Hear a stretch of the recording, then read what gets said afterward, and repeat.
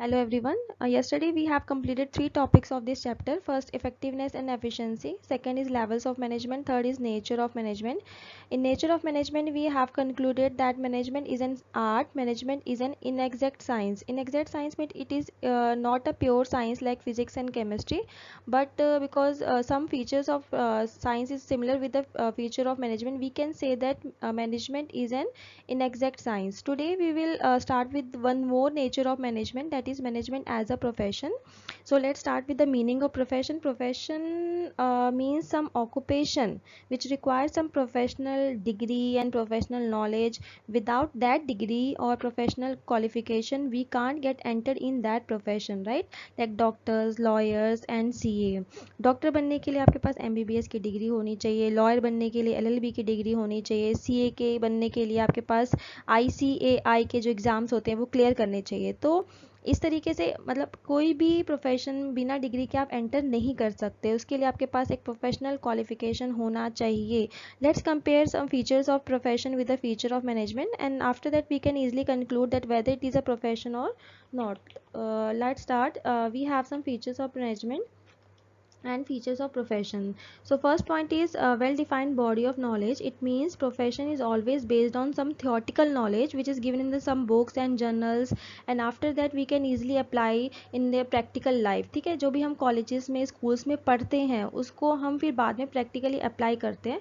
तो well defined body of knowledge means the knowledge is always given in journal form, in books form, right? Second is restricted entry.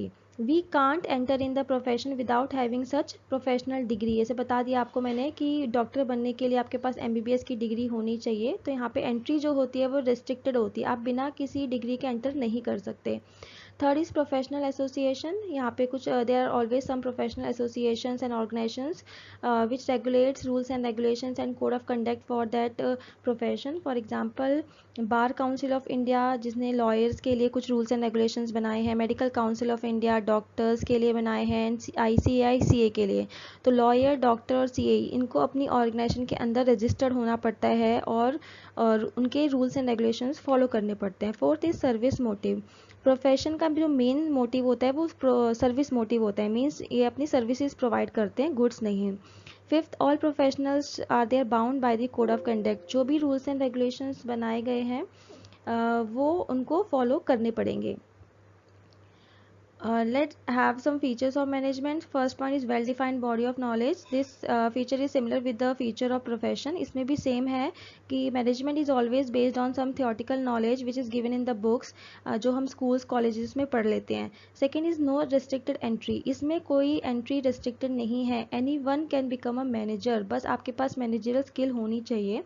Third is professional association. There are some institutions like AIMA, but it is not compulsory to get registered and to get practice under that institution. Fourth, the management aim is to achieve the profit, to increase the profit, to capture the market, like that. Their main motive is to provide or to produce goods and services. No service motive means इनका main जो motive होता है वो service provide करना नहीं होता है, profit earn करना होता है. Fifth is management is not bound by the code of conduct. The rules and regulations which was made by the any organization, they are not bound, the managers are not bound by any rules and regulations. follow करना है नहीं करना ये उनकी will पे depend करता है. तो after comparing the features of management with the features of profession we can easily conclude that management is not a profession, क्योंकि यहाँ पे सिर्फ एक ही फीचर मैच हो रहा है फर्स्ट वाला, बाकी कोई भी फीचर मैच नहीं हो रहा है, but in the near future it may become. Next topic is coordination. So before I start with the meaning of coordination, let's take an example like hockey, right? So never a single person can play a hockey. It is a teamwork and everyone has to coordinate with each other. There are 11 players in a hockey team and who play together, and their main aim is to make a goal. So they keep passing the hockey ball from one to another, one to other, so that they can make a goal. So all these players actually perform coordination, right? ऐसे ही same किसी और activity जैसे drama हो गया, dance हो गया, इसमें हर एक प्लेयर को एक दूसरे के साथ कोऑर्डिनेशन के साथ परफॉर्म करना पड़ता है, नहीं तो उनका मेन जो एम है वो अचीव नहीं हो पाएगा. Same is with the management. There is always a aim and goal of the organization, and in order to achieve that goal, manager has to coordinate with all other department and all other managers, and he has to arrange the resources accordingly. So now let's start with the meaning of coordination. What the coordination is? Coordination is the art of arranging and putting things in order or in some sequence. There must be some synchronization and some integration among the various resources and the persons working in the organization. Coordination is a process by which a manager synchronizes the activities of different department toward the achievement of common goal. जैसे आपको पता है कि किसी भी company में बहुत सारे डिपार्टमेंट्स होते हैं, तो यहाँ पे वही एग्जांपल लिया गया है, general manager, marketing department, production department, finance department and human resource department. Suppose there is an aim of marketing department, he want to increase their sale by 10,000 unit, so he will convey the message to the production department. He will coordinate with the production department and convey the message that he want to increase the sale by 10,000 unit, and production department will produce the goods accordingly. And next, production department will convey the same message to the finance department and inform the finance department to arrange the finance accordingly, क्योंकि finance department finance arrange करेगा तभी तो production होगा. And the finance department will convey the message to human resource department. Like जैसे भी जो production करने के लिए अगर हमारे पास members कम पड़ गए हैं, तो human resource department जो है वो उन members को appoint करेगा, right? उनकी salary, commission human resource department बताता है. तो मार्केटिंग डिपार्टमेंट ने प्रोडक्शन डिपार्टमेंट के साथ कोऑर्डिनेट किया, प्रोडक्शन डिपार्टमेंट ने फाइनेंस डिपार्टमेंट के साथ कोऑर्डिनेट किया, फाइनेंस डिपार्टमेंट ने ह्यूमन रिसोर्स डिपार्टमेंट के साथ कोऑर्डिनेट किया. तो ये जो इंक्रीज करने का, सेल इंक्रीज करने का जो उनका टारगेट है, वो तभी अचीव होगा जब ये चारों डिपार्टमेंट के बीच में प्रॉपर कोऑर्डिनेशन होगा. So coordination means integrating, correlating and synchronising. जहाँ पे भी आपको ये तीन वर्ड्स दिखें, इंटीग्रेटिंग, कोरिलेटिंग एंड सिंक्रोनाइजिंग, आप समझ जाना कि कोऑर्डिनेशन है. तो coordination means integrating, correlating and synchronising all the resources and activities of the organisation. Integrating means तो पुटिंग और to brought together. Brought together means जितने भी रिसोर्सेज हैं, जितने भी पर्सनस काम कर रहे हैं ऑर्गेनाइजेशन में, उनको एक साथ करना. And correlating and synchronising, right. यहाँ पे फोटोज में देख लीजिए, पिक्चर्स में यहाँ पे एक टावर बना रहे हैं. टावर में अगर एक भी सिंगल पर्सन नीचे से हट जाता है या उसकी जो, अगर वो कोऑर्डिनेट नहीं करता है, तो बाकी सारे जो है वो गिर जाएंगे.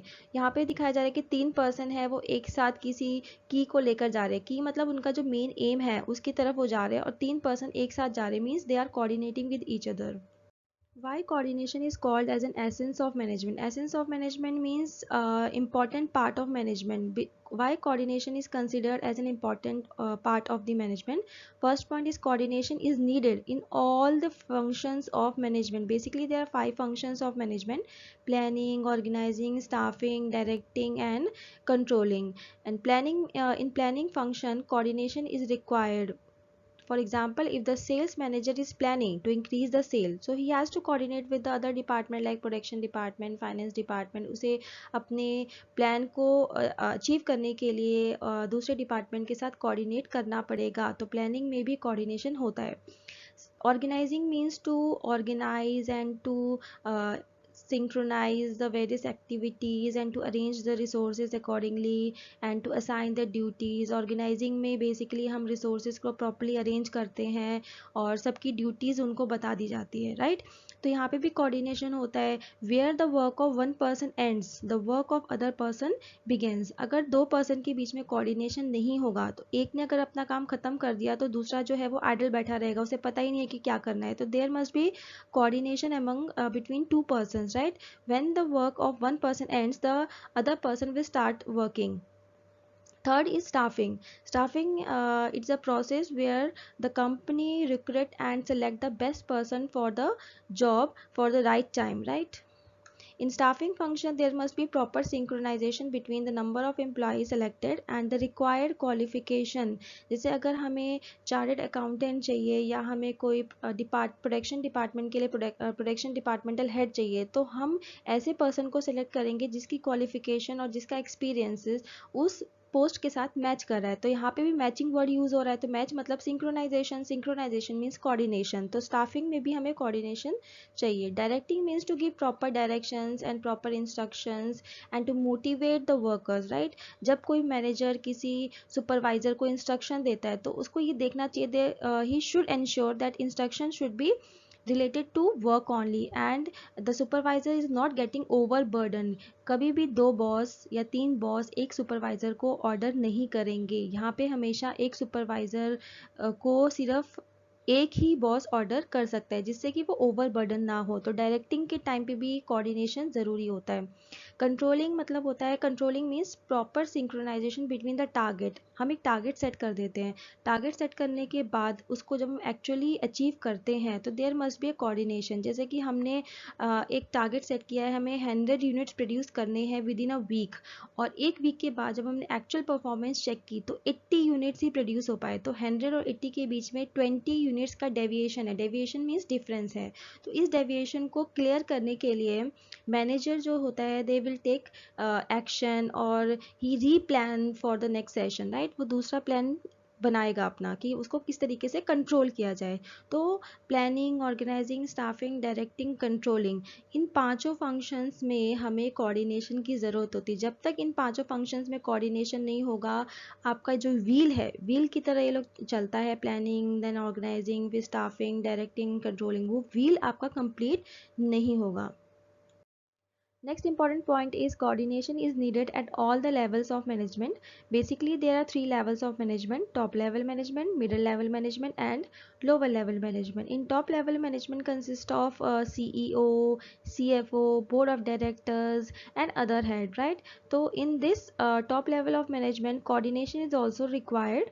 Coordination among CEO, board of directors, and other head of the company, and after coordinating with each other, they make plans, policies, and arrange all the resources and finance accordingly, and then pass this information to the middle level.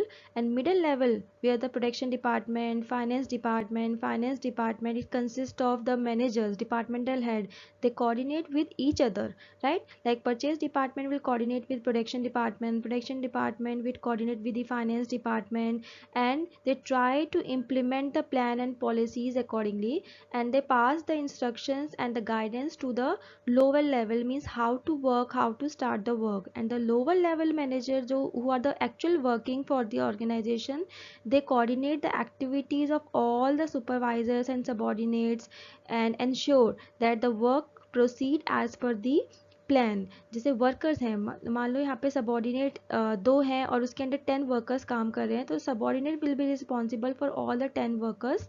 उनको देखना है, उनको instructions देनी है, guide करना है कि वो जो 10 के 10 वर्कर्स हैं वो प्लान के अकॉर्डिंगली काम करें।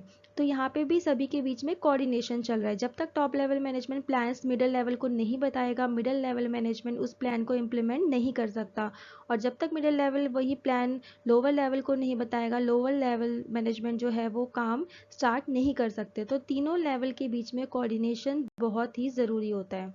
Now we can say that coordination is the important part of management. We can say that coordination is the sixth function of management. In the absence of coordination, there will be chaos and confusion. Chaos means some confusions and disputes among the employees. In this picture you can see that different persons, they are moving toward a common goal, right? They are coordinating with each other and they are moving toward a common goal, that is the main goal of the organization. Either it is to achieve market, to increase the market share और to increase their profit. जो भी इनका M है, ये जितने भी persons यहाँ पे अलग अलग डिपार्टमेंट में है, वो सब एक ही डायरेक्शन की तरफ जा रहे हैं। They are coordinating with each other and they moving toward one common goal. Next is characteristics and features of coordination. All these features of coordinations are similar with the feature of management. First point is coordination integrates group efforts. Integrates means brought together. So coordination integrate group effort. In this, different persons from the different department, they comes together to achieve their common goal. ठीक है, कोई भी single person coordinate नहीं कर सकता. At least there must be 2 or 3 or more persons to coordinate with each other. तो coordination वही होता है जिससे ग्रुप एफर्ट बनता है, राइट। बिना ग्रुप एफर्ट्स के कोऑर्डिनेशन नहीं होगा। जैसे बताया कि कभी भी सिंगल पर्सन कैसे कोऑर्डिनेट, किससे कोऑर्डिनेट करेगा, तो यहाँ पे एक ग्रुप होना चाहिए कोऑर्डिनेट करने के लिए। Second, it is a continuous process, it is a never ending process, it is required at every function of management, like it is required in planning, organizing, staffing, directing and controlling. Then in planning, organizing, तो ये जो functions है वो never ending functions है, वो कभी ख़त्म नहीं होते, तो वो ख़त्म नहीं होंगे तो coordination भी नहीं ख़त्म होगा. It is all pervasive. All pervasive means it is needed everywhere, in every level of management, in every department. Coordination is required. It is the responsibility. Fourth point, it is the responsibility of all the managers. All the managers working in the different department, like production department, purchase department, marketing department, sales department, they all have to coordinate with each other to achieve their common goal. Fifth point, it is a deliberate function. Deliberate means to done for some purpose, it is a plan not forcefully. कभी भी coordination जो है वो planned, मतलब plan वे में होना चाहिए, आप सोच समझ के करते. It is not, should not be forced by someone, right. किसी कोई आपको फोर्स नहीं करके आपको कोऑर्डिनेट करना ही है, मतलब वो एक डेलिब्रेट हो, अपने मन से होना चाहिए. तो every one in the organisation they should coordinate with each other in a deliberate manner, because coordination does not achieve by force. एक डिपार्टमेंट अगर दूसरे डिपार्टमेंट के साथ विलफुली या डेलिब्रेटली कोऑर्डिनेट करेगा तभी तो अचीव होगा एम. अगर वो जानबूझ के कोऑर्डिनेट नहीं कर रहा है कि मैं क्यों कोऑर्डिनेट करूं, या उन दोनों के बीच में अगर कोई कॉन्फ्लिक्ट है या वो जानबूझ के नहीं कर रहा है कोऑर्डिनेट, तो आपका एम जो है वो कहीं ना कहीं अचीव नहीं होगा.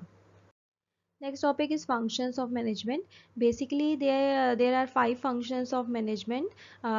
Planning, first, the second organizing, third staffing, fourth directing, and fifth controlling. After controlling, then we will start with planning again, then organizing, staffing, directing, controlling.